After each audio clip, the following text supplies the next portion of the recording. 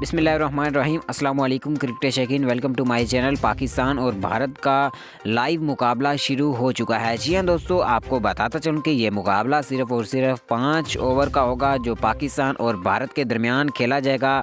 Melbourne में इस वक्त मूसलाधार और तूफ़ानी बारिश का सिलसिला सुबह से जारी है। जी हाँ दोस्तों, आपको बताता चलूँ कि विक्रांत गुप्ता ने भी कवरेज की थी और खूब वायरल हुई थी। आपको बताता चलूँ कि इस वक्त मेलबर्न में मूसलाधार बारिश का सिलसिला जारी है और बारिश को मद्देनज़र रखते हुए आईसीसी ने यह फैसला किया है कि एक मुख्तसर मुकाबला होगा जो कि 5 ओवर पर मुश्तमिल होगा और अगर बारिश होती है तो ये मुकाबला जो है ये कैंसिल भी हो सकता है। आपको बताता चलूँ कि लाइव मैच जो है वो इस वक्त शुरू हो चुका है। अगर आप भी लाइव मैच को देखना चाहते हैं तो वीडियो को लाइक करें, चैनल को सब्सक्राइब करें और प्ले स्टोर से जाकर दराज एप्लीकेशन को इंस्टॉल करें और लाइव मैच के मज़े उड़ाएँ। अल्लाह हाफिज़।